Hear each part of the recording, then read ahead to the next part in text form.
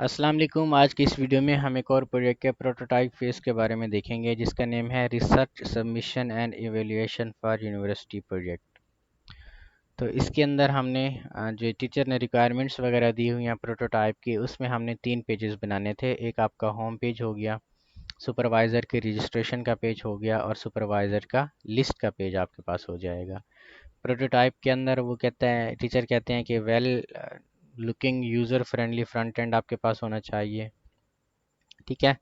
और home page के ऊपर आपने सुपरवाइजर रिसर्च पोर्टल लिखना है, उसके बाद अपनी आईडी वगैरह को लिखना है। It should be also include clear navigation control. Navigation bar के अंदर सुपरवाइजर की रजिस्ट्रेशन और सुपरवाइजर लिस्ट, यहाँ पे आपके पास 2 बटन आने चाहिए। जब आपने सुपरवाइजर की रजिस्ट्रेशन करवानी है तो उनका फुल नेम देना है जो कि 3 से 30 कैरेक्टर्स का हो। करंट एफिलिएशन लेनी है उनकी, ईमेल लेना है, एरिया ऑफ एक्सपर्टीज़ वगैरह आपने लेनी है, नंबर ऑफ़ पब्लिकेशंस वगैरह लेने हैं। ठीक है। सबमिट बटन आपके पास हो जो कि वैलिडेट करे आपका डेटा, और यहाँ पे आपका जो फार्म है वो सबमिट होकर डेटाबेस के अंदर डेटा को पुट करे। क्लियर आल यानी रीसेट का बटन आपके पास होना चाहिए। वैलिडेशन रूल्स लगाने हैं आपने। अलर्ट मैसेजेस वगैरह यहाँ पे आपके पास होने चाहिए।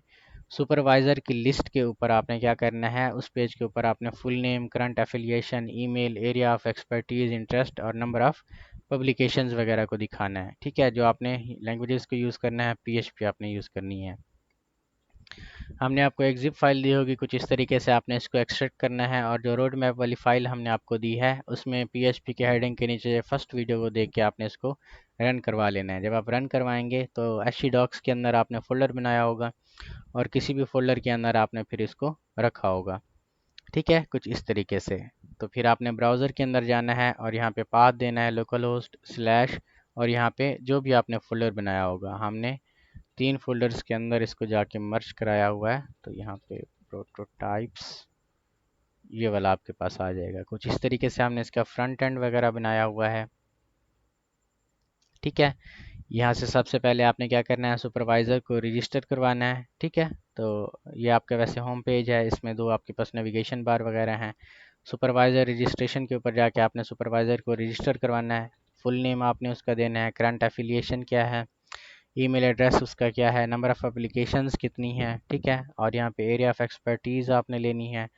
एक प्रोफाइल पिक्चर वैसे हमने ऑप्शनल खुद से ही डाल दी हुई है, ये आप ऐसे डाल देंगे तो अच्छा लगेगा आपके पास।